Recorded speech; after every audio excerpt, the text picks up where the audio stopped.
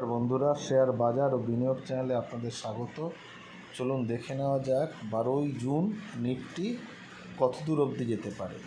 দেখুন, আমরা 11 তারিখের ভিউতে বলেছিলাম যে বাজার পরপর দুদিন একই জায়গায় আটকে আছে। যদি বাজার 153-160 ব্রেক করে তাহলে 25,200 থেকে এই 220 থেকে 250-এর এই লেভেলের উপরে বাজারকে দেখছি না, এবং এই লেভেলে এসে একটা ধাক্কা আসতে পারে, এবং ওই লেভেলে ধাক্কা খেলে যদি এটা পরের দিকে যদি 220-230 পার করে তাহলে থাকবে, কিন্তু যদি 12:30-1টার মধ্যে হয় তাহলে কিন্তু বাজার নিচে আসতে পারে। এবং মজার ব্যাপার দেখুন, বাজার কিন্তু একদম সেই লেভেলেই চলেছে, সেই প্যাটার্নেই একেবারে বাজার কিন্তু চলেছে প্রথম থেকে। দেখুন বাজারে খুব ইন্টারেস্টিং আজকের বাজারের মুভমেন্টটা। এই লেভেলে আমি ট্রেড করতে বারণ করেছিলাম, এবং প্রথম ক্যান্ডেলে দেখুন বাজার একেবারে সুন্দর করে নিচের থেকে মানে মোটামুটিভাবে একেবারে 134 এই লেভেলে এলো। তারপরে যখন 150 ভেঙেছে, দেখুন 160, মূলত 160 ভাঙার পরে একদম আমরা যেখানে দাগ কাটা ছিল এবং যেখানে ধাক্কা খেতে পারে বলেছিলাম, ঠিক সেই জায়গায় ধাক্কা খেয়েছে। ধাক্কা খাওয়ার পরে আমরা বলেছিলাম যে এখান থেকে যদি খায় তাহলে 150-এর গায়ে চলে আসবে, এবং 150-এর কাছাকাছি এসে দেখুন এখানেই বারবার করে 4টে ক্যান্ডেলের মধ্যে 4টে ক্যান্ডেলই সে 150-এই ধাক্কা খেয়েছে, কিন্তু তারপরে আর কিন্তু নিচে আসেনি।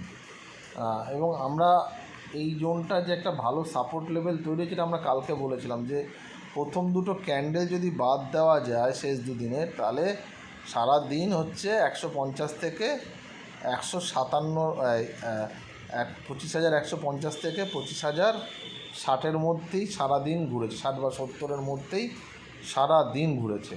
তার মানে কোথাও না কোথাও একটা এই জায়গাটা একটা শক্তপোক্ত একটা রেসিস্ট্যান্স বা একটা সাপোর্টের একটা জায়গা করে ফেলেছে বাজার। মানে এই জায়গাতে এসে কিন্তু বাজার আটকে যেতে পারে, এটা কিন্তু একটা ভালো সাপোর্ট জোন তৈরি হয়েছে। এবার কি করণীয় দেখুন, কালকে যদি বাজার এই জায়গাটায় খুলে যায়, মানে বাজার খুলে 150-160 যদি ব্রেক করে, 160 যদি ব্রেক করে তাহলে কিন্তু বাজার আবার গিয়ে এই 250-এর কাছাকাছি, মানে এখানটা ভাঙলো 250, 220-230-এ গেল, কিন্তু 250 ভেঙে 25,250 একটা খুব ভালো লেভেল। এইটা ভেঙে যদি 10 মিনিট থাকে তবে গিয়ে কিন্তু 25,360-65 এই লেভেলটা যাবে, নইলে যাবে না। এটা প্রথম কথা।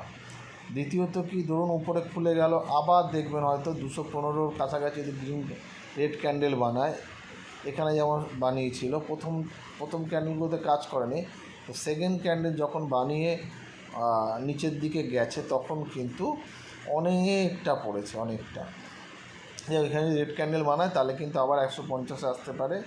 তারপরে কি, ধরুন সকালবেলাতেই এমন জায়গায় খুললো, এর মধ্যেই খুলে গেল লেভেলের মধ্যে, তাহলে কিন্তু আমরা যদি 110 ভাঙে তাহলে সেল করব। ধরুন 140-130 এই জায়গায় খুলে গেল, খুলে যদি 110 ভাঙে 9:30-টার পরে, তাহলে প্রথম টার্গেট হবে একদমই কম 25,080 থেকে 25,060-এর মধ্যে। কিন্তু যদি 25,050 ভাঙে তাহলে কিন্তু আবার এটা 25,000-এর কাছাকাছি চলে আসতে পারে, এবং তার নিচে 25,900।